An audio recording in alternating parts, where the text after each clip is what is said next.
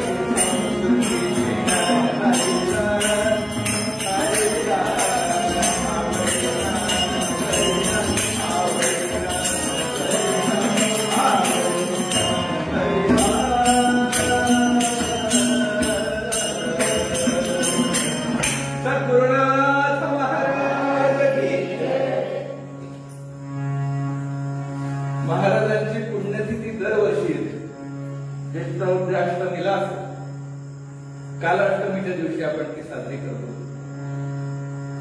साधारणतः माऊलींचं पालखी प्रस्थान आणि गुरु महाराजांची पुण्यतिथी साधारण एकाच दिवशी येतं. यावर्षी फक्त पालखी प्रस्थान उद्या होत आहे, कारण सूर्योदयाला उद्या आहे आणि सूर्यास्त समयाला पुण्यतिथी महोत्सवासाठी आजची आहे, म्हणून आपण आज ती साजरी करतो. ज्येष्ठ वद्याष्टमी जे स्वामी या दत्तधामच्या निर्मितीसाठी मुख्य प्रेरणा असणारे त्या स्वामींच्याच कृपाछत्राखाली आपण सगळेजण वावरत असतो. त्या स्वामींची आज पुण्यतिथी आहे. हा शब्दच मोठा गोड आहे, पुण्यतिथी. एखाद्या तिथीला पुण्य प्राप्त होतो. असा एखादा सत्पुरुष, असा एखादा महात्मा, असा एखादा संत त्या तिथीवरती जर समाधीस्थ झाला तर ती तिथी पुण्यवान बनते. तुम्ही आम्ही तर बनतो हो, परंतु ती तिथी सुद्धा पुण्यवान बनते. मग ती बीज साधी राहत नाही. त्या बीजेचं नाव काय होतं? तुकाराम बीज. बीजेला नाव प्राप्त होतं तुकारामाचं. हे भाग्य कुणाचं? त्या तिथीचं. ती तिथी पुण्य झाली. तशी आजची ही ज्येष्ठ वद्याष्टमी. महाराजांनी जलसमाधी घेतली आज गोदावरीच्या डोहाने. तो आजचा दिवस आहे. आणि प्रतिवर्षी आपण महाराजांची यथाशक्ती सेवा करण्याचा प्रयत्न करतो. यावर्षी मोठा सुंदर योग आहे. गेल्याच वर्षी आपण दत्त जयंती महोत्सवाचे स्वामींचं चरित्र प्रकाशित केलं 21 अध्यायाचं. आज जवळपास सगळ्या तिथं जमलेल्या माता भगिनी जवळपास खूप मोठं सामुदायिक पारायण, समष्टी पारायण या निमित्तानं आज घडलं. सायंकाळी दत्त पंचमी झाली. प्रतिवार्षिक आपली कीर्तन सेवा अगदी थोडक्या वेळामध्ये स्वामींच्या चरणी समर्पित करूया. आजच्या सेवेसाठी समर्थ रामदास स्वामींचे पट्ट शिष्य असलेले कल्याण स्वामी महाराज यांचा अभंग आपण आजच्या निरूपणाकरता निवडलाय. स्वामी महाराज म्हणतात, आवडी म्या वरिला गुरुवर, आवडी म्या वरिला स्वात्म सुखाचे कुंकुम लेवणी, संस्कृती शिणा हरिला गुरुवर, आवडी म्या वरिला स्वात्मभूषणे पुरुष गेले वशी, संशय नच उरला गुरुवर, आवडी म्या वरिला गुरुकृपे कल्याणाची होईल. गुरुकृपे खाली त्यांची सही, कल्याणाची होईल निश्चय मनी फिरला गुरुवर, आवडी म्या वरिला. सद्गुरुनाथ महाराज की. प्रत्येक पुण्यतिथीला आपण गुरु महात्म्यच ऐकतो, त्या व्यतिरिक्त काही ऐकत नाही. प्रत्येक पुण्यतिथीला आजपर्यंतच्या पुण्यतिथीचे जेवढ्या सेवा स्वामींनी करून घेतल्या, प्रत्येक पुण्यतिथीला काही ना काही आपण गुरु महात्म्याविषयी ऐकतो. तेच काय एकच गोष्ट पुन्हा पुन्हा करणे याला अभ्यास म्हणतात परमार्थाच्या भाषेत. एकच गोष्ट वारंवार. आपण तांदूळ कितीदा खातो दिवसात? एकच गोष्ट. आपल्याला नको वाटतं तेच गुरु महात्म्य संगती भक्ती. परंतु हा व्यवहारातला नियम कसा आहे बघा ना. भात खायचा कितीदा खातो दिवसात? जेवणात एका जेवणात कितीदा खातो? सुरुवातीला भात आमच्यात 3दा आहे, तुमच्यात 1दा.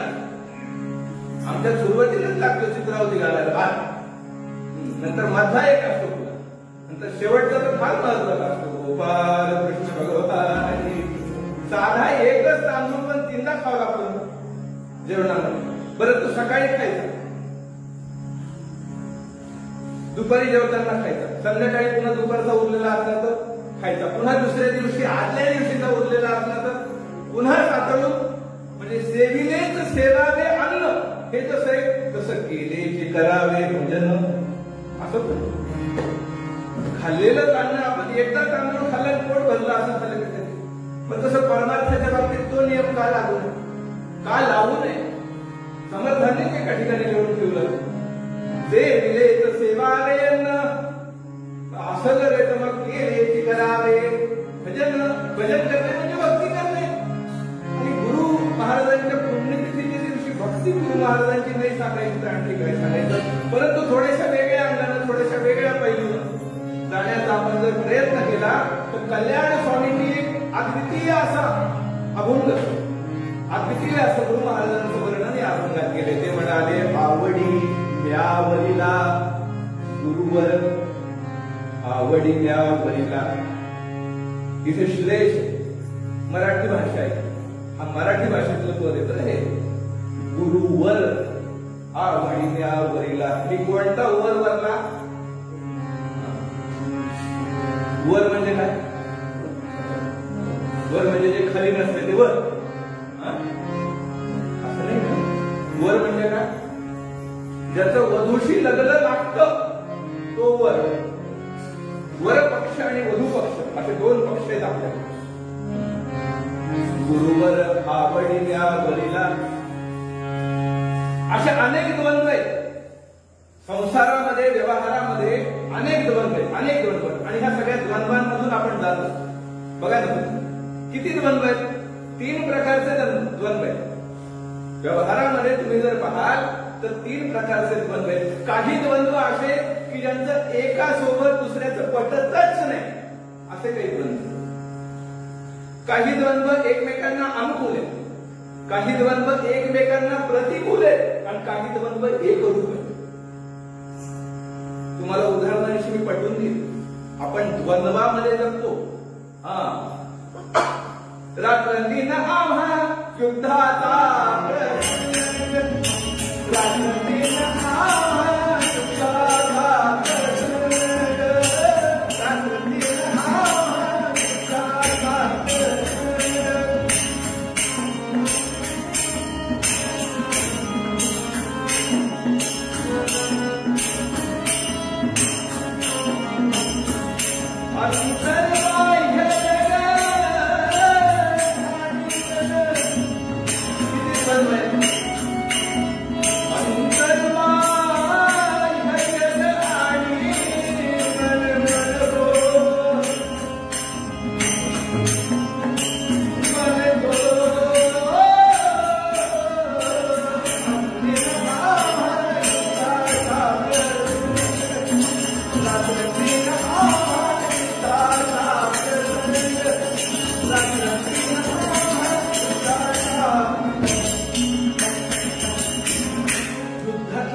युद्धातला एक प्रकार आहे हा. द्वंद्व म्हणजे काय? युद्धातला एक द्वंद्व. युद्ध दोन तुल्यबळ जर चांगले योद्धे एकमेकांच्या समोर उभे राहिले तर त्यांच्यामध्ये जे युद्ध होतं त्या युद्धाला द्वंद्व असतं. असे अनेक द्वंद्वातून आपण रोज चाललोय. रोज युद्ध आहे, रोज युद्ध. रात्रंदिना युद्धाचा प्रसंग. सध्या तर फारच विचित्र आहे महाराज. अंतरबाई हे जग आणि म्हणून जाऊ नको कीर्तना पारायण बसूक नको उपास करू पण गेली चक्कर आले तर मला युद्ध. अशा अनेक द्वंद्व. आणि काही द्वंद्व असे जे प्रतिकूल आहेत, एकमेकांसोबत ते राहूच शकत नाही. त्याचं साधं सोपं उदाहरण देतो. दिवस आणि रात्र. दिवस आहे तिथं रात्र नाही, रात्र आहे तिथं दिवस नाही. प्रकाश आहे तिथं अंधार, तिथं प्रकाश आहे तिथं अंधार आहे. अंधार आहे तिथं प्रकाश. जिथं सुख आहे तिथं दुःख थोडस जरी आलं तरी कसं द्वंद्व. आमचे वैकुंठवासी भरतवर रामदास सांगायचे, ते असं म्हणायचे का हो प्रत्येकाला सुख हवं वाटतं, दुःख नको वाटतं. मला आठवण येते त्यांची. आपल्या दत्तधाममध्ये कीर्तन झालं तिथं तेव्हा त्यांनी सांगितलं होतं, चांगले माझ्या कानात पिट्ट बसल्या. ते म्हणाले का हो तुम्हाला दुःख नको वाटतं, सुख हवं वाटतं, पण मी तुम्हाला एक विचारू का, वर्षाचे दिवस 365 आहेत. त्याच्यापैकी 6 महिने सुख आणि 6 महिने दुःख चालेल? 6 महिने आरामात, 6 महिने दुःख चालेल नाही? बरं. 3 महिने दुःख, 9 महिने सुख नाही चालेल? बरं. दिवसाचे पूर्ण वर्षाचे 365 दिवस नाही, 364 दिवस सुख, 1 दिवस दुःख चालेल? चालेल? एक दिवस दुःख, एक दिवस अहो ते असं म्हणायचे, मला पक्क लक्षात आहे भरत काका असं म्हणायचे, सुख इतकं नाजूक आहे की सुखाला दुःखाचा स्पर्श देखील चालत नाही. गोपाल कृष्ण भगवान कसं बनवाय, सुखाला दुःखाचा स्पर्श देखील चालत नाही. तिथं थोडस जरी दुःख आलं तर पूर्ण ते सुख दुःखमय बनतं. असे अनेक द्वंद्व, हे सगळे प्रतिकूल द्वंद्व आहेत. द्वंद्वांचा दुसरा प्रकार आहे अनुकूल द्वंद्व. ते कधी अनुकूल असते, झटक्यात झटक्यात प्रतिकूल असते. अनुकूल असं काहीच नाहीये जगात. संसारात अनुकूलता नाहीच, प्रतिकूलताच आहे. फक्त अनुकूलता मानून घ्यायची. सोपं सांगू का तुम्हाला? अनुकूल द्वंद्व नवरा बायको, वधू आणि वर. नंतर काय होतं ते दोघं, नवरा आणि बायको.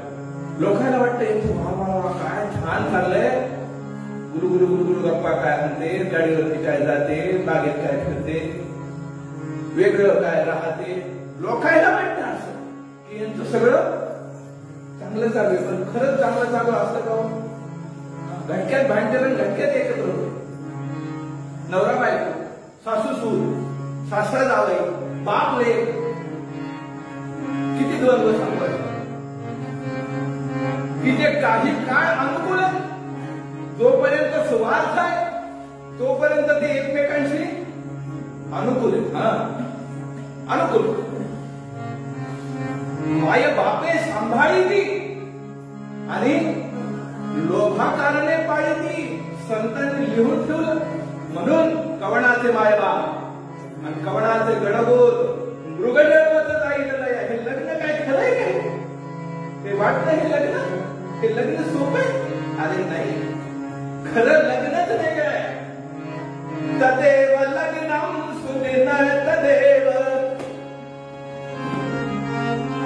आठवा, हे शब्द प्रत्येकाने ऐकले.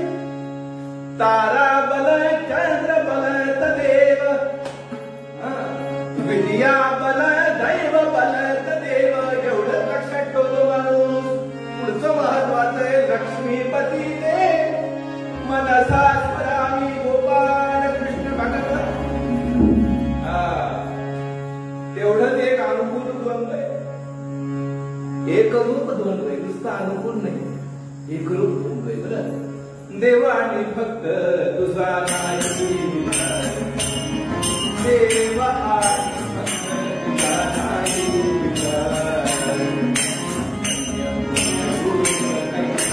आला संसार, आला संसार, देव आणि फक्त तुझा नाही, देव आणि हे द्वंद्व एक असेल, देव आणि भक्त. तसं पाहायला गेलं तर वेगवेगळे दोन आहेत. सगुण भक्तीमध्ये जी कुठली मूर्ती आपण कल्पिलेली आहे, जे कुठलं आपण उपास्य कल्पिलेले आहे, ते दोन आहेत ना. दोन असल्याशिवाय पूजा करता येत नाही. अद्वैतामध्ये पूजा शक्य नाही, द्वैतात शक्य आहे. द्वंद्व आहे, परंतु द्वंद्व असलं तरी कसं आहे, एकरूप आहे. देव आणि भक्त तुझा नाही विचार. धन्य पुण्यरूप कैसा झाला संसार, याला म्हणायचं संसार. पुण्यरूप संसार करायचा आहे का, तर मग ह्या द्वंद्वाकडे या. कुठल्या? देव आणि भक्त. आणि सर्वोच्च द्वंद्व जर कोणता असेल ते अगदी एकरूप आहे, अगदी एकरूप. देव आणि भक्त तरी वेगळे दिसतील. आणि कधी कधी भक्ताला देव जवळ ठेवून घेणार नाही. अंडरलाईन, कधी कधी भक्ताला देव जवळ करणार नाही. देरडोकीला गोरोबा काकांच्या घरी बैठक बसली. सगळे संत गोळा झाले. सगळ्यांना कसं माहिती, मुक्ताबाईनं परीक्षा घ्यायची ठरली. सगळ्यांच्या डोक्यावरती थापट न मारली. नामदेवराय परीक्षेत नापास झाले. कदाचित ते ह्या काळात जन्माला आले असते तर बिना पेपर देता पास झाले असते. पण त्या काळात मुक्ताबाईसारखी शिक्षिका होती. ती म्हणजे सगळ्यांची परीक्षा, सगळ्यांची परीक्षा घेतली, फेल, कच्चा गड्या. आणि तो जेव्हा पांडुरंगाकडे गेला. त्यांना असं वाटतं नामदेवरायांना की मी 5व्या वर्षी वयाच्या याला घेऊ घातलं, हा माझी बाजू घेईल. हा म्हणत न्यायालयाला मुलांच्या बाजूने निकाल द्या, परीक्षा नको. परीक्षा म्हणून मुलांचं मानसिक आरोग्य धोक्यात येईल. तसं नाही दिलं. परमेश्वरानं सांगितलं, अरे नाम्या, तुला मुक्तीनं कच्चा म्हणलं, मी पक्का कसा म्हणू. गोपाल कृष्ण भगवान की. भक्ताला देव सुद्धा कुणाकडे पाठवतो, कुणाकडे पाठवतो, ती एक जागा आहे.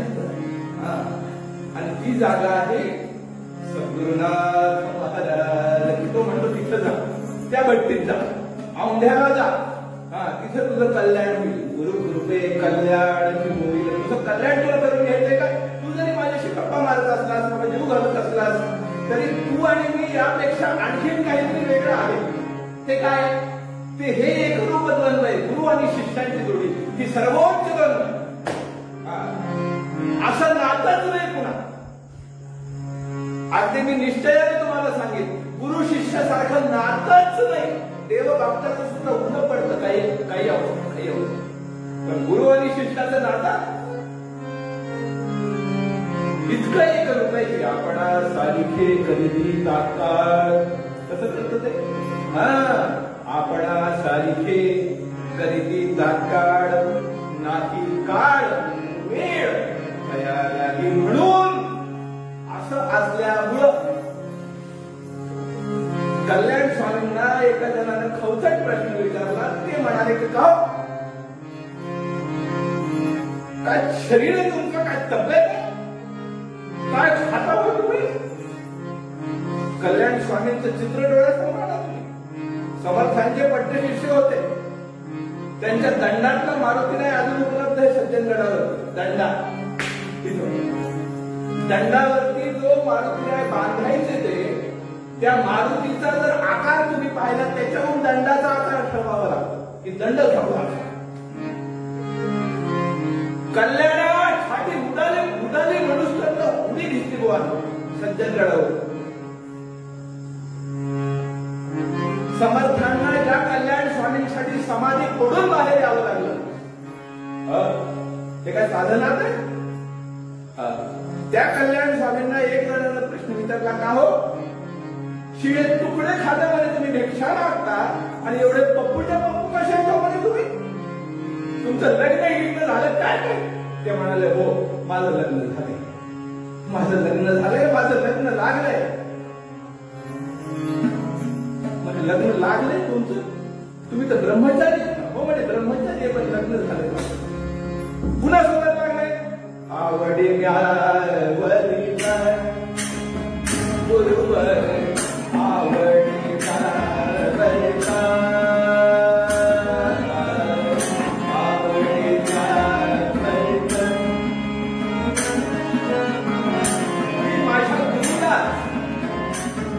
माझा देह समर्पण केला, त्याच्या नावाचं मी लावून लावतो. त्यांना दिलेलं साधन मी माझं कंठभूषण म्हणून दिलं होतो. आत्मसुखाचे कुंकुमले आत्मसुखाचे कुंकुमले संस्कृती हरिनाम हरिया आवडीला आवडीला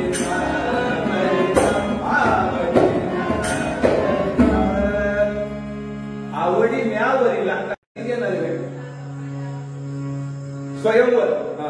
माझं स्वयंवर झालं कुणासोबत? आवडी म्यावरीला. मी निवडलंय. बाकी सगळे साधन मी बाजूला साधले आणि जो गुरु आहे तो वर म्हणून मी निवडलाय. गुरुवर आवडी म्यावरीला.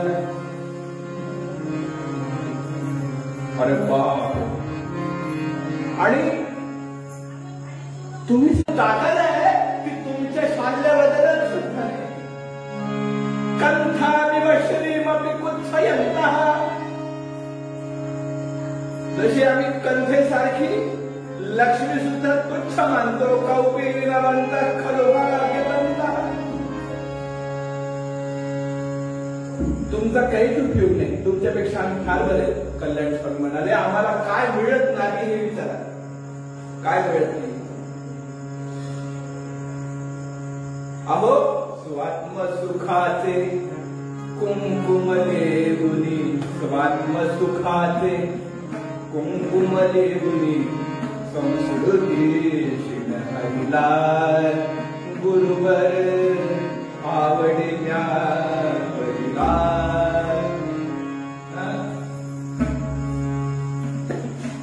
लग्न लागलं तुम्ही म्हणता, पण तुमच्या कपाळी कुंकू दिसत नाही. लग्नाची पहिली खून कुंकू आहे. एखादी स्त्री सौभाग्यवती आहे हे कसं ओळखायचं? कसं ओळखायचं? कसं ओळखायचं? तिच्या कपाळी काय पाहिजे? हा, तिच्या कपाळी काय पाहिजे? कुंकू पाहिजे. तुमच्या कपाळी तर कुंकू नाही. ते म्हणाले आहे ना कुंकू. कोणतं कुंकू? स्वात्म सुखाचे कुंकुम लेवुनी. रूपक आहे. हा, रूपकात तर भाषा आहे कल्याण स्वामींची. स्वात्म सुखाचे कुंकुम लेवुनी. कुठलं कुंकू लावलंय? स्वात्म सुखाचे, स्वात्म सुखाचे कुंकुम लेवुनी. स्वात्मसुख कोण देतं? बाकी सगळ्या सुखांपेक्षा जे उच्च आहे, वरिष्ठ आहे, ते कोण देतं बरं? स्वात्मसुख म्हणजे काय? स्वरूपाची ओळख करून देणे. सोप्या भाषेत स्वरूपाची ओळख कोण करून देतो?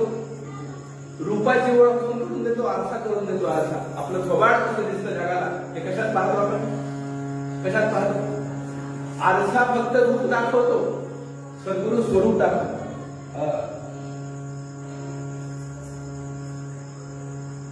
सद्गुरु स्वरूप दाखवतात आणि स्वरूप फक्त सद्गुरुच दाखवतात. गोपाल कृष्ण भगवान की जय. सद्गुरु कोण दाखवतात? स्वरूप कोण दाखवतात? फक्त सद्गुरु दाखवतात. बाकी कुणाला तो अधिकार नाही. बाकी कुणालाच नाही. स्वरूप दाखवण्याचा अधिकार देवाला सुद्धा नाही, तो फक्त सद्गुरूला आहे. तू कसा आहेस? तू कोण आहेस? हे कोण सांगतं? देव नाही सांगत. देव म्हणतो ते तुझं तू बघ, तू कोण आहेस, काय आहेस, मला काही नाही. परंतु सद्गुरु अगदी कृपा कटाक्षे न्याहाळीने आणि आपुले पदी बैसविले इथपर्यंत त्या शिष्याची तयारी करून घेतात. म्हणून सद्गुरूंचा महिमा आहे. आमचे पुण्यावरचे माणिक प्रभू महाराज त्यांनी मोठं सुंदर एक सद्गुरूंवरचं पद लिहिलेलं आहे. ते म्हणतात, अहो कधी पाहिन मी माझ्या स्वस्वरूपाला. ती ओढ जेव्हा लागते ना माणसाला, तेव्हा कळतं सद्गुरूचा काय अधिकार. ती ओढ लागली पाहिजे. कधी पाहिन मी माझ्या स्वस्वरूपाला आनंद ब्रह्मांड. कधी पाहिन मी माझ्या स्वस्वरूपाला आनंद ब्रह्मांड. कधी मोठीला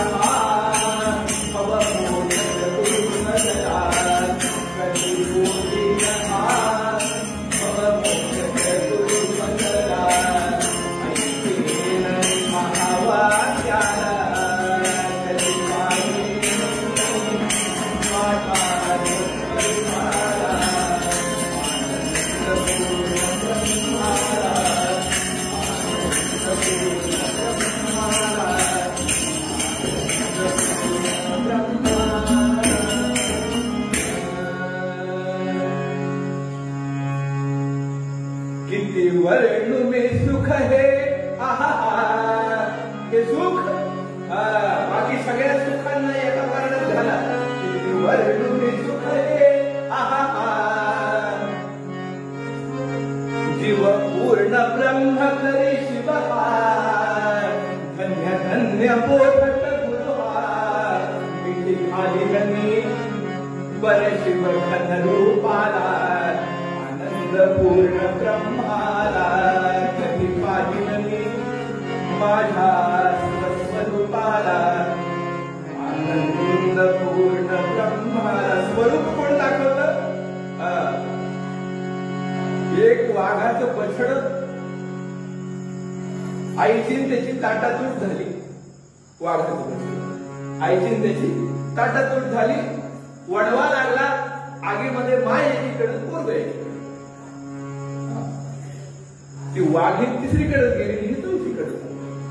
तिकडून काय चालला होता? एक शेळ्या मेंढ्यांचा कळप चालला होता. कळप. त्या कळपात ते घुसले. कोण? वाघाचं बछड. लहान होत ते मेंढपाळानं काही. वाघाचं बछड आहे, लहान आहे. काही क्रूरता त्याच्या लहानपणी काही क्रूरता नसती रांगात. त्याला घेऊन गेलो. शेळ्या मेंढ्यांसोबत घेऊन गेलं. त्या शेळ्या मेंढ्यांसोबतच राहू लागला. त्यांच्यासारखाच आवाज काढू लागला. त्यांच्यासोबतच पाणी येऊ लागलं. त्यांच्यासोबतच चरायला आलो. हळूहळू मोठं झालं. वाघाचं बछड हळूहळू. आता वाघासारखं वाघ लोक घाबरायचे. याला आनंद वाटायचा. याच्याकडे कोणी वाघाकडे डोळा करून बघेल दाखवत नसायचे. वाघ सोबत वाघ. तो खरा वाघ होता. वाघाची कातडे पांघरलेला वाघ नव्हता खरा. पण त्याची मेंढी झाली ना, सगळ्या मेंढ्यासोबत रोज असा आवाज काढला. कर्मधर्म संयोगाने एक दिवस त्या कळपाला एका खऱ्या वाघानं पाहिलं.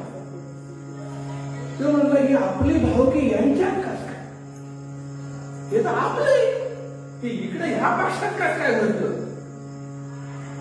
काहीतरी घोळ झालेला दिसतोय. त्यानं निरीक्षण केलं. 4 ते 5 दिवस नेमका प्रकार काय. अरे अरे अरे अरे वयात चाललं रे. म्हणजे हे आपलंय आणि यांच्यात मिसळून वयात चाललं. याला कोण आहे आपण हे कळलं. याला याच्या स्वरूपाची जाणीव नाही. एक दिवस काय केलं? त्या खऱ्या वाघानं ह्या वाघाला एकांतात गाठलं. गुरगुरला तो. चाल म्हणे माझ्यासोबत. मी काय करतो म्हणे. चाल. तो त्याला घेऊन गेला एका सरोवराच्या काठी. आणि सरोवरामध्ये दोघांनी एकमेकांची चिन्हे पाहिली. बघ म्हणाले, मी कसा आवाज काढतो, तू कसा आवाज काढतोस. अरे वाघांनी डरकाळी फोडावे. वाघ काय करत असतो का म्हणे. मला येईल काय आणि तुला येणार नाही. अरे तुझ्या तर माझ्यात फरक नाहीच काही. चाल तुला दाखवतो. म्हणून पकोटीला पकडला तो. आणि पाण्यामध्ये दोघांनी आपले आपले चिन्हे पाहिले. कधी पाहिन मी माझ्या स्वस्वरूपाला आनंद पूर्ण ब्रह्माला. सद्गुरूचं हे का काय करतो सद्गुरू? सद्गुरू पकोटीला धरतो आणि दाखवतो तू कोण आहेस. तत्त्वमसी. कधी ऐकीन मी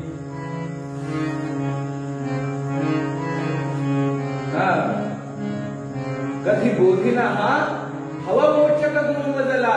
ऐकेन मी महावाक्याला.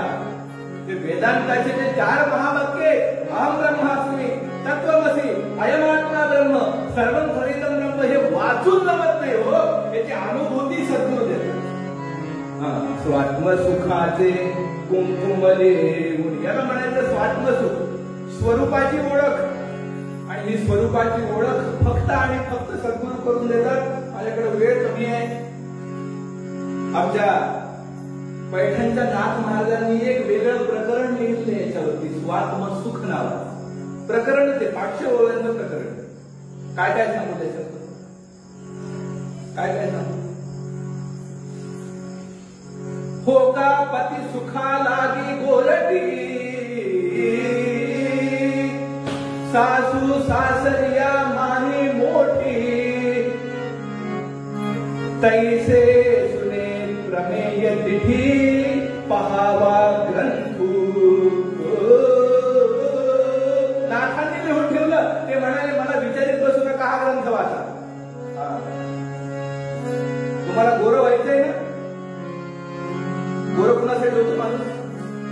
हो का पती सुखाला ही गोरटी. काय दृष्टांत दिलाय? एखादी नवपरिणीता, एखादी नवीन लग्न झालेली मुलगी चेहऱ्याला पावडर कशासाठी लावते? फेअर अँड लव्हली कशासाठी लावते? आरशात बघून नट्टापट्टा कुणासाठी करते? हो का पती सुखा लागी गोरटी. एवढंच तरीच नाही ती. सासू सासरिया मानी मोठी. मला सांगा, मनातून ती मानती का? प्रश्न आहे. काही मानितही असतील बिचाऱ्या आपल्या, परंतु सगळ्यात मानित असतील, इट्स क्वाईट इम्पॉसिबल. ज्याच्या पोटी जन्माला आली त्याच्या घरातून एक दिवस सदैव झालं, डोक्यावर अक्षता पडल्या, दुसऱ्या हात धरून आली आणि त्यांना आता आई आणि बाबा कशी म्हणू शकते? पण कशासाठी? सासू सासरिया मानी मोठी कशासाठी? पती सुखा लागी. तसं स्वात्मसुख जर हवं असेल तर काय करा? तैसे प्रमेय सुनिधी पहावा ग्रंथू,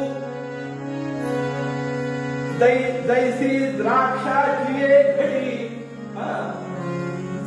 गोडीये माझी अधिक गोडी, तैसी मोवीये माझी मोवी. चढी येथ आहे. त्या 500 ओवे ज्यानं वाचले ना त्याला पुन्हा काही पाहावंच लागत नाही, एवढा नाथांचा अधिकार आहे. स्वात्मसुखावरती एवढं नाथांनी लिहिले. आणि ते कोण देतं? ते म्हणाले सद्गुरु ब्रह्ममूर्ती, तेच देतात. सद्गुरु पूर्ण ब्रह्ममूर्ती, भावार्थे करिता अनन्य भक्ती, शिष्या स्वात्मसुख हाती देती निश्चिती तात्काळ. कधी देतात? ते म्हणाले किती वेळ लागतो, किती महिने, किती दिवस? तात्काळ. फक्त कृपा व्हावी. गुरु गुरु असावा आणि शिष्य शिष्य. कल्याण स्वामींचा अधिकार सामान्य नाही, समर्थांचा अधिकार सामान्य नाही. अहो, कल्याण स्वामी जर नसते तर तुम्हाला मला दासबोध कळालाच नसता, आपल्या हातीत लागला नसता. तुम्ही बघा ना जोराची सुरुवात, ग्रंथ नाम दासबोधू गुरु शिष्यांचा संवाद. विचारलं नसतं कुणी तर कशाला सांगितलं असतं त्या बाबाला? शिष्य कोण आहे तिथं? तिथं कल्याण स्वामी बसलेले समोर. ते म्हणाले श्रोते पुसती कोण ग्रंथ. जेव्हा पुसलं तेव्हा सांगितलं. संत वायफळ बडबड करीत नाही, कुणी विचारलं तर सांग. कल्याण स्वामी जर जन्माला आले नसते तर तुम्हा मला दासबोधासारखं रत्न हाती लागलं नसतं.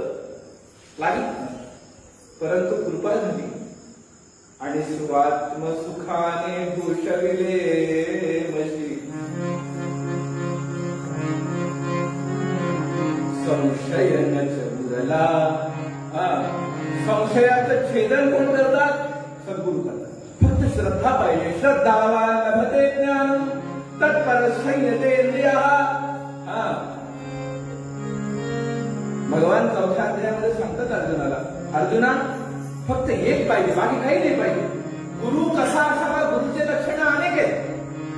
तस्मात् गुरु प्रपद्येत जिज्ञासु श्रेयम् उत्तमम्, शाब्दे परेत निष्णातम्, ब्रह्मण्युपशमाश्रयम्. अनेक आहेत. परंतु शिष्याकडे जरी साधन चतुष्टय नसेल, क्षमदमत दीक्षा उपरती नसेल, विवेक वैराग्य नसेल, अर्थात मुमुक्षुत्व नसेल, येईल, हे सगळं येईल. परंतु त्याकरता फक्त एकच गोष्ट आहे, 2-2.5 अक्षरांचा त्याचं नाव आहे श्रद्धा. श्रद्धा जर असेल तर श्रद्धेच्या मागे सगळं येत आहे. आपण फक्त ह्या श्लोकावरच्या माऊलींच्या ओव्या काढून बघा, आपल्याला कळेल की माऊली असं सांगतात की ज्याच्याकडे श्रद्धा आहे ना त्याला बरोबर इंद्रिय निग्रह करता येतोच. त्याला विवेक वैराग्य त्याच्या ठिकाणी त्याला शोधित येतं, फक्त श्रद्धा पाहिजे, त्याला शोधित येते. ते ज्ञान दिवसीत येतं असं माऊली म्हणतात. पण अज्ञश्चा श्रद्धानस्य संशयात्मा विनश्यति असं पुढे लिहिलंय. जे अज्ञानी आहेत आणि अश्रद्धावान आहेत ते ह्या लोकात काय, कोणत्याही लोकात गेले, ते औरंगाबादला राहिले काय, बिडात राहिले काय, मुंबईत राहिले काय आणि स्वर्गात राहिले काय, त्यांच्या ठिकाणी जर श्रद्धा नसेल तर संशयात्मा विनश्यति. असं संशय घेऊन तुम्ही जर जन्मोजन्म राहिलात तर मग पुन्हा पुनरपी जननम पुनरपी मरणम एवढंच नाही, त्याच्या पुढे काही जाणार नाही. म्हणून संशयाचं जर हनन व्हायचं असेल, संशय जर समूळ नष्ट व्हायचा असेल तर काय पाहिजे? श्रद्धा पाहिजे. आणि श्रद्धा असली की सिद्धी तात्काळे. मंत्रे तीर्थे दिव्ये देवे दैवज्ञे केशके गुरव या दिवशी भावना यस्य सिद्धिर्भवति तादृशी. कोण सांगताय? गुरुचरित्र सांगताय आपल्याला. इतक्या ठिकाणी श्रद्धा जर असली तर फळे, नाही तर तुम्ही किती गोळ्या खा, पोटामध्ये मेडिकल साधन तुमच्या, परंतु तुम्हाला गुण येणार नाही. किती ठिकाणी श्रद्धा पाहिजे. मंत्रे, एखादा मंत्र कोणी सांगितला, त्या मंत्राचा जप कोणी सांगितला, त्याच्यावर पहिले आपली काय पाहिजे? भावना. तुम्ही आम्ही सर्वसामान्य भाषेत त्याला काय म्हणतो? नाही, माझी भावनाच नाही. भावना नाही म्हणजे काय? भावना नाही म्हणजे श्रद्धा. मंत्रे, तीर्थे. तीर्थे म्हणजे काय? एखाद्या तीर्थाला गेला, तिथं बुचकुळी मारली तर श्रद्धा नाही. काय उपयोगी? माया काय घाण पाणी ग, काही उपयोगी. ते घाण असलं तरी चालतं, पण श्रद्धा पाहिजे. मंत्रे, तीर्थे, द्विजे. ब्राह्मणावरती श्रद्धा पाहिजे. श्रद्धा असली, त्याला दक्षिणा दिली तर त्या दक्षिणेचं काही फळ आहे, नाही तर नाही. देवे, देवावरती श्रद्धा असली तर वरी उपयोग आहे. दैवज्ञ, एखादा ज्योतिषी, त्याच्यावर श्रद्धा भावना पाहिजे.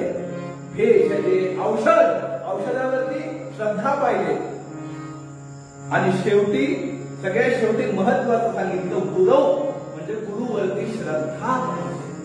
श्रद्धा जर असेल तर मग स्वात्मसुख भेटतं, नाही तर काही भेटत नाही. म्हणून श्रद्धेचं अत्यंत महत्व आहे. आणि ही श्रद्धा जर असली, त्या श्रद्धेचीच परिणिती पुढच्या शेवटच्या चरणात महाराज म्हणतात, गुरु कृपे कल्याणाची होईल. याचे किती दाखले देऊ तितके कमी. गुरु महाराजांवरती जर विश्वास ठेवला, गुरु महाराजांवरती जर श्रद्धा ठेवली तर काय होत नाही. अहो काहीही होतं. भूकं करोति वाचालं पंगुं लंघयते गिरिं यत्कृपातमहं वन्दे परमानंद माधव. आमच्या गुरुचरित्रामध्ये कितीतरी कथन आपण सगळ्या माता भगिनी ऐकता गुरुचरित्र. मला सांगा, त्या शेतकऱ्याला स्वामींनी सांगितलं का कापून टाक म्हणे, मी आंघोळ करून दिवस सगळं शेत सापडतो. त्याला काहीच विचार केला नाही.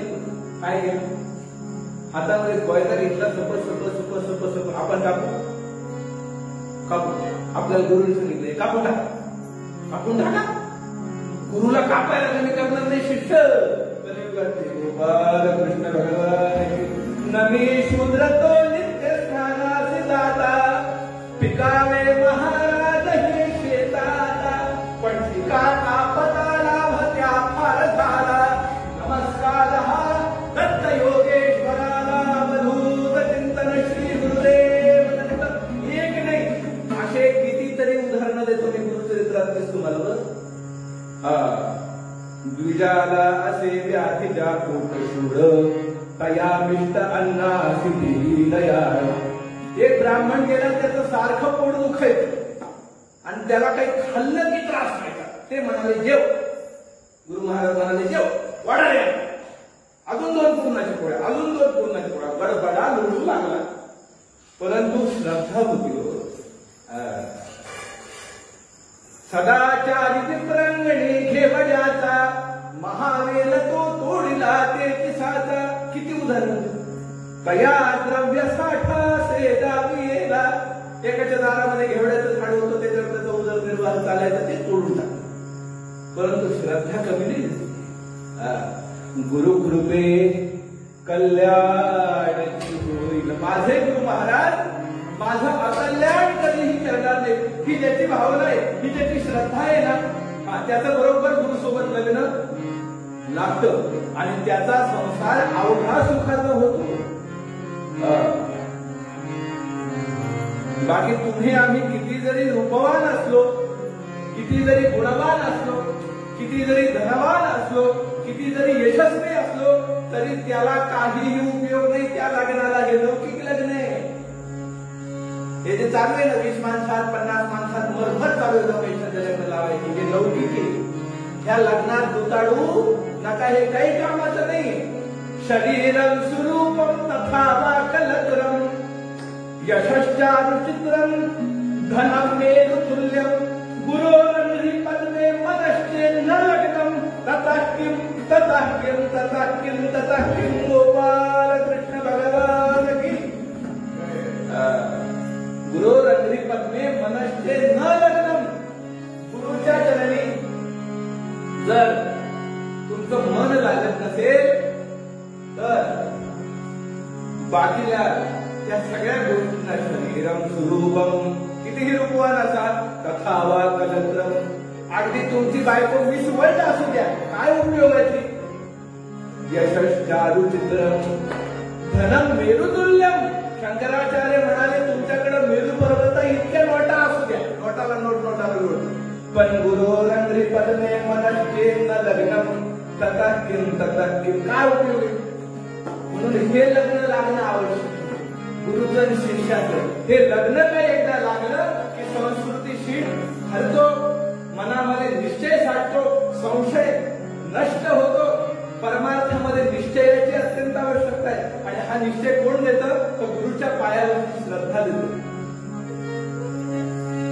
हे द्वंद्व राहतच नाही एक रूप होऊन जातं आणि हे एकरूप व्हायचं असेल तर माझ्यासारखं लग्न लावा मी ज्यांच्यासोबत लग्न लावलं ना त्यांच्यासोबत तुम्ही लग्न लावा तर तुमचं कल्याण होईल गुरुकृपे कल्याणाची होईल गुरुकृपे कल्याणाची होईल निश्चय वरी फिरला गुरुवर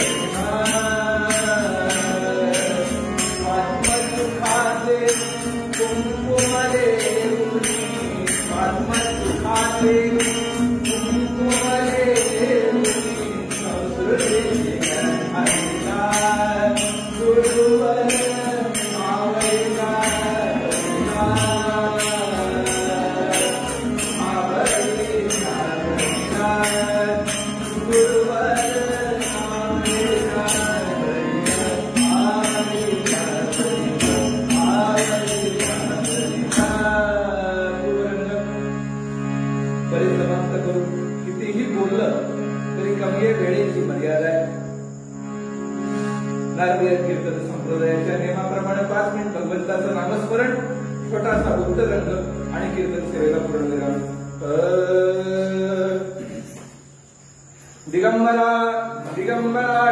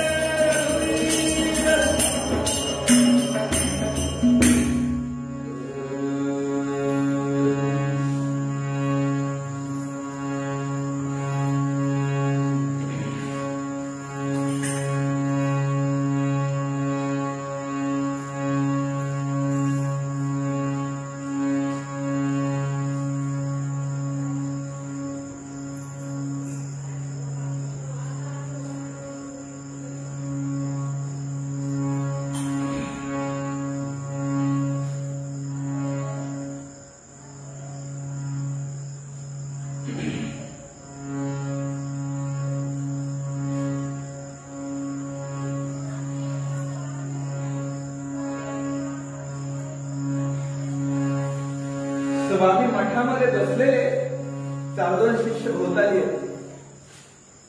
सेवा करतायत स्वामींची. आजान बाहू मूर्ती आहे, भव्य ललाट, गुडघ्यापर्यंत हात आहे, लांब सडक हाताचे बोट आहेत, भजनानंदामध्ये निमग्न आहे.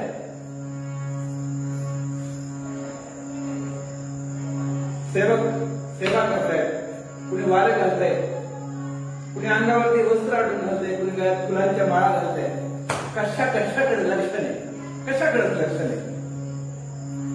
स्वानंदामध्ये निमग्न असलेली मूर्ती आहे, दिगंबर मूर्ती आहे.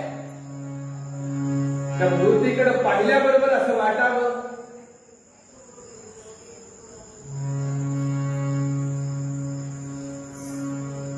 की काय ही अलौकिक अवलिया अशी अवस्था आहे. तुझा भासे जड भरत योगिरा, तुझा भासे. त्यांनी श्रीमद भागवत ऐकलं असेल, त्यांना असं वाटावं कदाचित की जड भरत मुनींची ही अवस्था आहे की काय. तुझा भासे जड भरत योगिरा,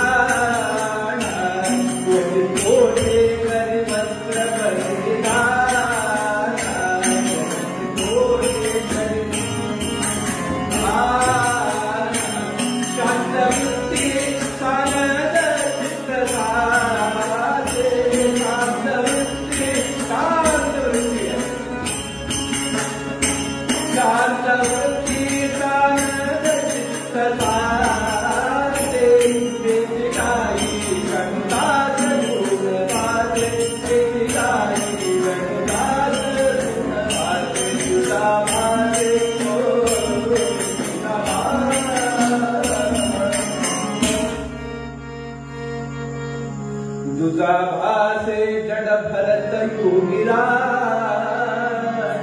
जड भरतासारखी बालोन्मत्त अवस्था आहे. क्वचित कोठे करे वस्त्र परिधान. भक्तांनी अंगावरती खड्याच्या खड्या आणून घालाव्यात. नाना प्रकारच्या शाली, रेशमी शाली काय, रत्नजडीत काय, वस्त्र काय, अलंकार काय, हे काढावेत आणि फेकून द्यावे, काढावेत आणि फेकावे. अशी अवस्था. शांत वृत्ती सानंद चित्त साचे, शांत वृत्ती सानंद चित्त साचे. तेची काही गणुतास पूर्ण पाले. लोक दूर यायचे, लोकांना अनुभव यायचे, लोकांची श्रद्धा वाढायची. मोठमोठे अमीर सावकार, बडे बडे सराफ रामाच्या नाला लागायचा दर्शनाला. चला चला एकदा दर्शन घेऊन कामच झाल्याशिवाय राहत. असे कितीतरी भक्त ज्यांना फक्त प्रापंचिक विषयाची लालसा होती, जे विषय मागण्याकरता जात होते, त्यांच्याकडे स्वामींचं अजिबात लक्ष नसायचं. ते त्यांच्याच आनंदात निमग्न असायचे, त्यांच्याच आनंदात निमग्न. श्रीमद स्वामी गजानन, श्रीमद स्वामी गजानन. शुद्ध शुची द्विज कुलाची आठाया,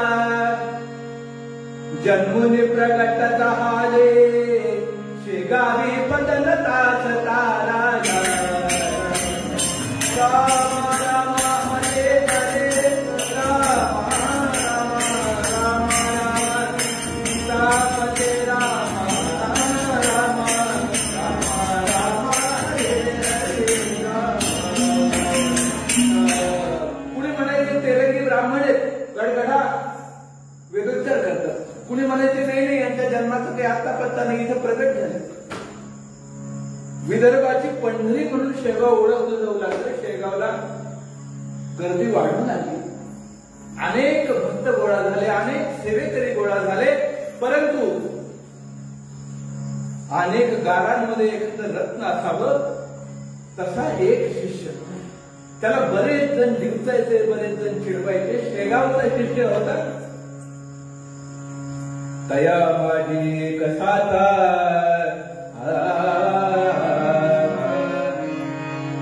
शिष्य शिंपी जातीचा शिंपी जातीचा शिष्य, त्याचं नाव पितांबर, नाव मोठं सुंदर, जात शिंप्याची, परंतु एवढी वाईट अवस्था की अंगावरती लिहायला पुरतं वस्त्र सुद्धा नसायचं, परंतु स्वामींवरती अपार श्रद्धा, अपार भक्ती, अपार प्रेम, रोज संध्याकाळी यावं, रोज सकाळी यावं, पडेल ती सेवा, पडेल ते काम करावं आणि लोकांनी त्याला चिडवावं, बाकीच्या भक्तांनी त्याला चिडवावं. अरे अरे अरे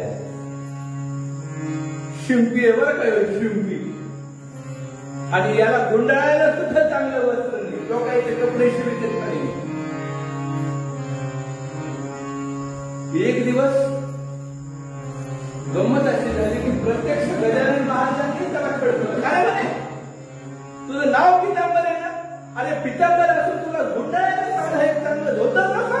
अरे अरे अरे अरे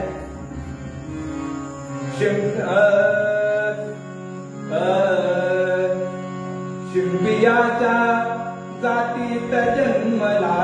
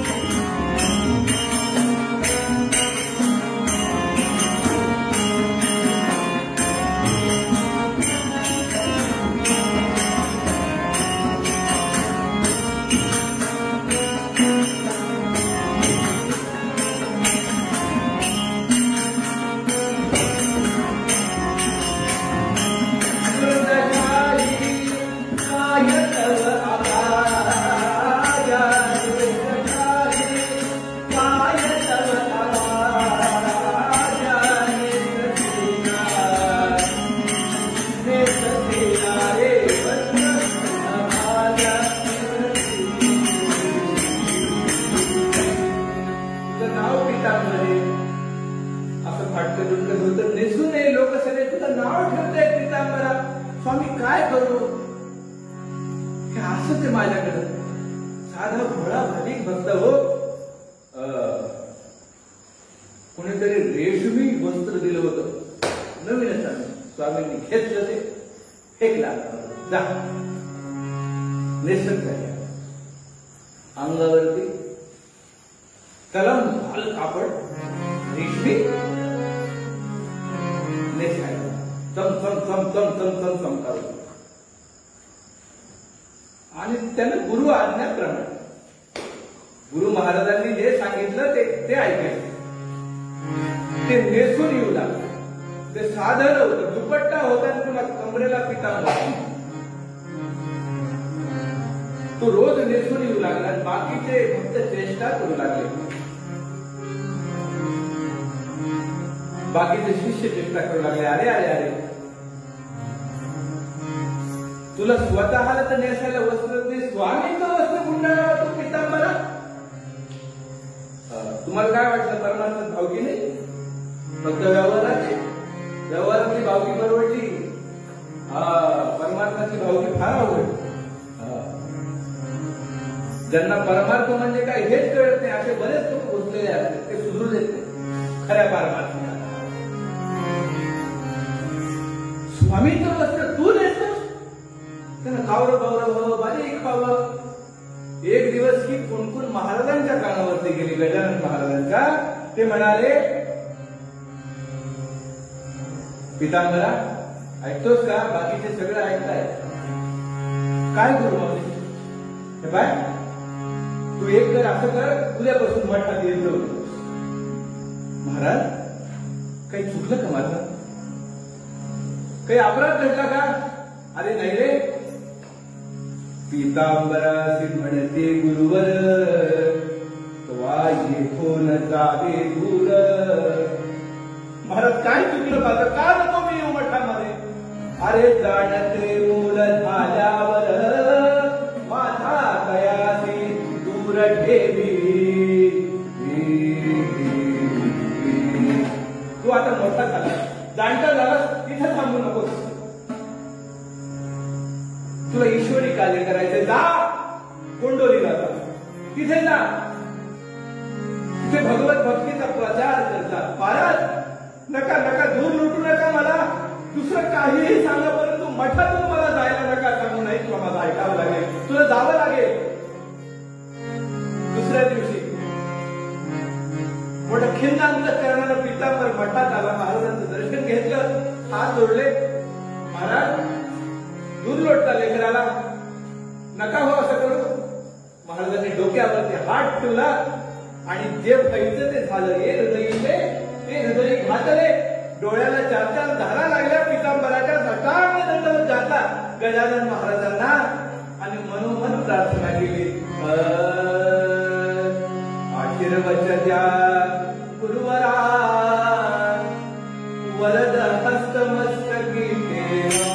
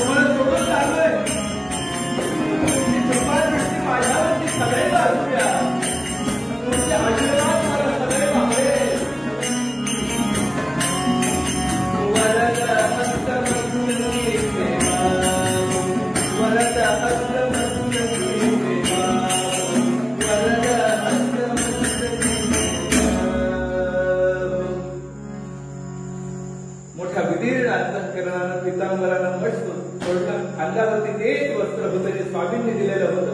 दर मुक्काम करावा, ह्या गावाहून त्या गावाला, त्या गावाहून त्या गावाला, त्या गावाहून त्या गावाला जावं. महाराजांनी जे क्षेत्र सांगितलं होतं त्या गावच्या शिवारात आला. संध्याकाळची वेळ झालेली. एक वडलेला आंब्याचं झाड होतं, आंब्याचा वृक्ष होता. त्या वृक्षाखाली थांबला. कोणी नाही, आजूबाजूला कोणी नाही. झाडं वाढलेले, जंगल वाढलेलं. बस महाराजांची आज्ञा कोंडोलीला जा. गेला. तिथं वडलेला वृक्ष पाहिला, त्याच्या खाली आसन लावलं, बसला. रात्रभर मुंगळे. म्हटलं काय दाब झाला डोक्याला. तिथून लोकांपासून सोडवलं मला. तिथं फक्त शिष्य त्रास द्यायचे म्हणून पहिल्यांदा महाराजांनी इथं पाठवलं. तिथं मुंगळे त्रास द्यायला. त्या मुंगळ्यांनी त्याला रात्रभर झोप नाही. सकाळ झाली कशी बशी.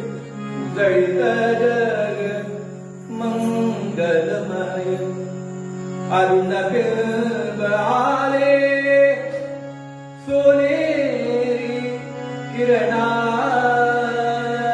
सूर्य उगवला. भूमंडळ जळीत जग मंगलमय. हळूहळू सूर्य वरती येऊ लागला. हा म्हणाला खाली मुंगळे झाडाच्या, आपण वरती जाऊ. म्हणून त्या झाडावरती चढला. त्या फांदीवर, त्या फांदीवर, त्या फांदीवर, त्या फांदीवर. गुराखी आले काही ढोरं जायला. ते म्हणाले हे माणूस आहे का माकड आहे काही समजत ना. आंब्याचं झाड हे असं वरून खाली बदकन पडायचं म्हणे ते पिरू बघून लागला म्हणे वरती हा. दुसरा म्हणाला हे ते कळत नाही त्याच्या चेहऱ्यावरचं देश पाहिलं का तुला ते कळतं का तुला त्याच्या अंगावरचं वस्त्र पाहिलं का तुला. साधू असेल कुणीतरी संत असेल संन्यासी असेल कुणीतरी महात्मा असेल महात्मा. अरे मी असं ऐकलं की इथं कुणीतरी गजानन महाराज म्हणून शेगावला बर हा त्यांचे जे शिष्य आहेत ना त्यांना हे सगळे योगाचे सगळे अंग माहिती ते काही करू शकतात. त्या पोरा सोहळ्यामध्ये चर्चा झाली बा म्हणे आपण बडबड करून काही अर्थ नाही. आपण गावात लोकांना आपल्या मायबापाला वर्दी देऊ दे की कुणीतरी आता एक पुरुष इथे दिसतो अनोळखी आहे महात्मा आहे तोंडावर तेज आहे. 4-2 मोठे गेले गावात त्यांना सांगितलं. काही 4 जाणते लोक आले गावचे सरपंच आले शामराव ज्याचा तो आंबा होता तो बळीराम पाटील आला. अजून 4-2 काही शहाणे मंडळी आले ज्यांचे केस पांढरे झालेले होते. त्यांनी पाहिलं हा वरती फिरतोय त्या फांदीवर त्या फांदीवर ओ महाराज आवाज दिला. पितांबराला खाली पाहिलं तर गर्दी जमातली पहा म्हणे आता खाली मुळे त्रास देतो ते म्हणून वर आलो पुन्हा इथे जमातले म्हणे आता कायच करावं. गजानन महाराज आता तुम्ही सांभाळा म्हणे साधा भोळा होता काहीच येत नव्हतं काही नाही. खाली उतरला म्हणे कोण आहे तुम्ही. माझं पितांबर कोण आहे तुम्ही म्हणे मी गजानन महाराजांचा शिष्य. गजानन महाराजांचा शिष्य ऐकलं मात्र गजानन महाराजांचा शिष्य गजानन लोक तेच हसू लागले. याला वाटलं काय झालं पुन्हा फाटलं काय म्हणे कुठे येऊन गेलेलं म्हणून पाहिलंच स्वतःकडे. गजानन महाराजांचा शिष्य कुणी गजानन महाराजांचा आजकाल कुणी कोणाचा शिष्य म्हणून सांगायला लागलं हो काही खरं नाही राहिलं. गजानन महाराजांचा शिष्य असं कसं नाही काय तर म्हणे राजाची राणी भीक मागायला आले. हे काय असं राजयाची कांता मागे राजयाची कांता मागे मनाची राजोगे सिद्धी पाले राजयाची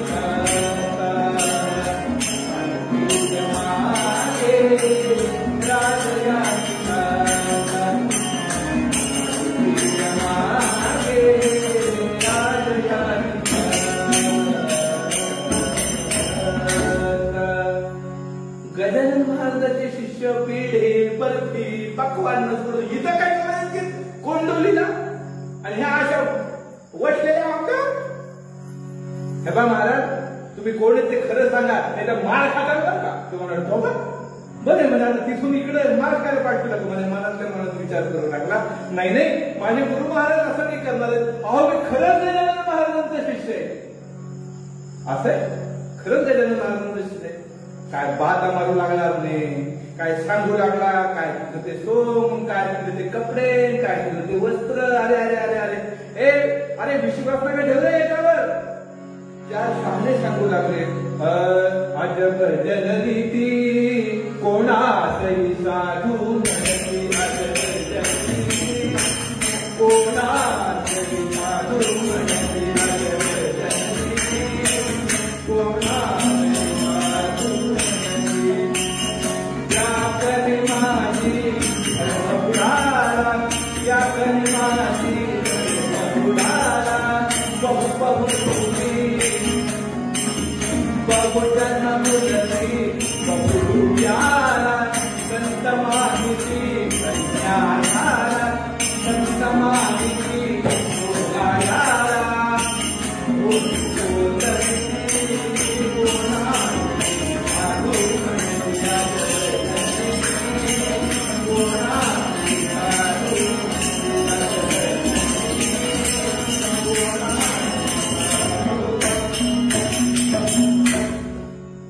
वरी वरी भगवान झाला नामे परी अंतरी वश केला कामे ऐसा जरी हा असेल नेमे घेऊ अनुभूती कोणासही साधू म्हणती कोणालाही साधू कोणालाही संत आपण विचारते नाही, आपण याची परीक्षा घेऊ अनुभूती.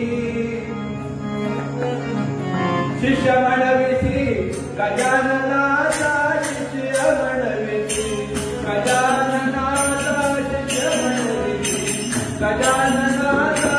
प्रत्यतर मगदारी लावी, प्रत्यतर मगदारी.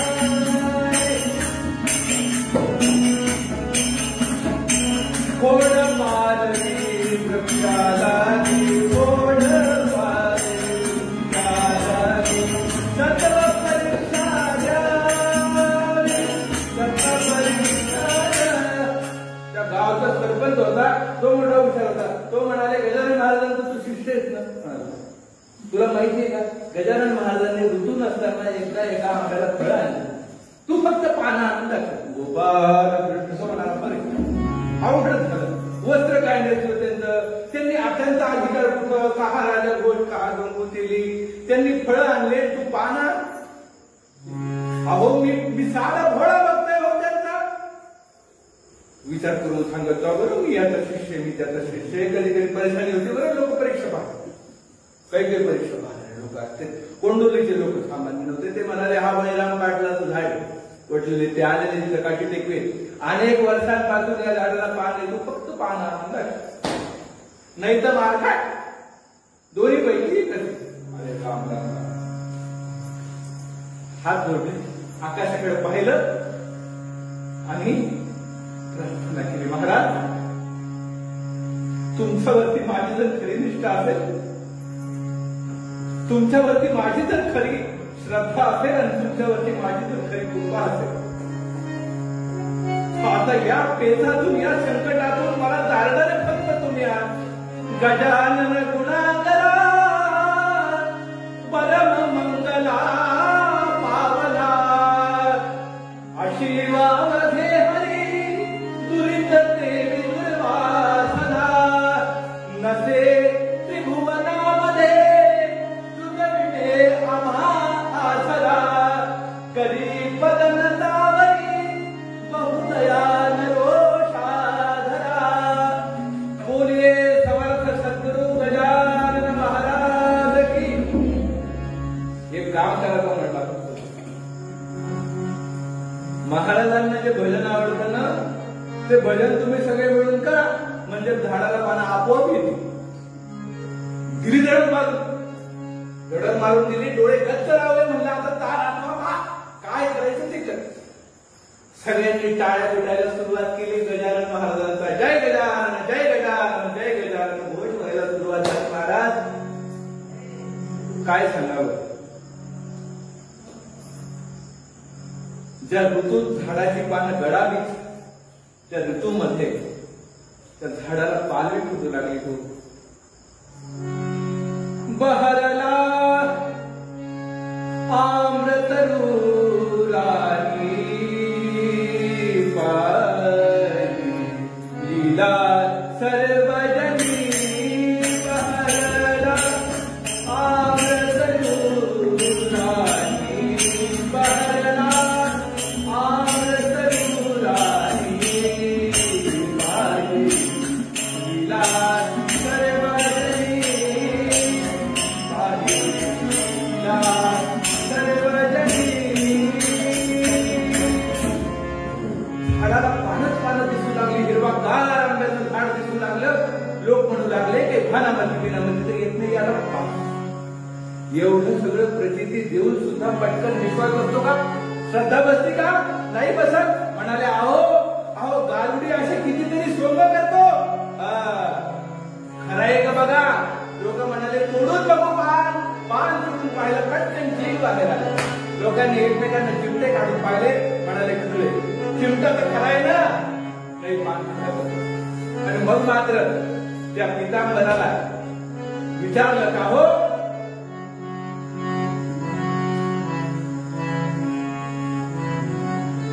हे कसं शक्य, हे कसं शक्य झालं. आम्ही काय म्हणावं, तुम्ही काय झाडाला पान आणावे, बोला तुला काय गाठ पडावी, कसं शक्य आहे. हे शक्य, हे आम्ही चमत्कार शक्य.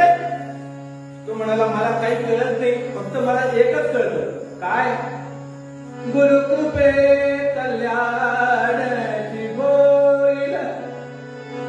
एक त्याला फक्त कुणाला तरी शरण गेला, कुणाला तरी शरण गेल्याशिवाय, कुणाचं तरी झाल्याशिवाय कुणीतरी भेटणार नाही. कुणाचं तरी व्हावं लागेल. शरण जा आणि सर्वस्व त्याला समर्पण करा. तुमच्या आयुष्याचं कल्याण झाल्याशिवाय राहणार नाही. गुरुकृपे कल्याण होईल निश्चय मनी फिरला.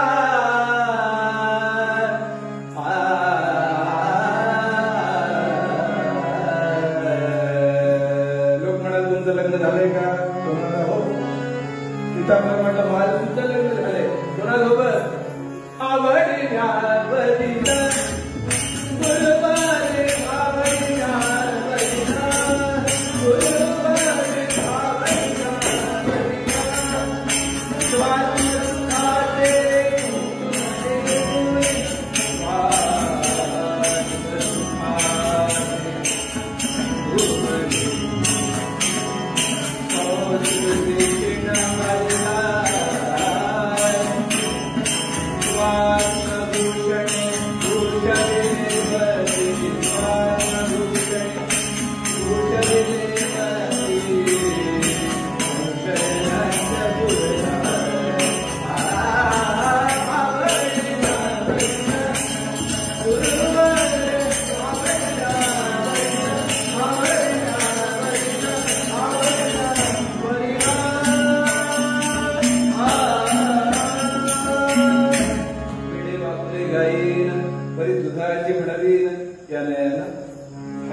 सेवा गुरु महाराजांच्या चरणी समर्पित करतो.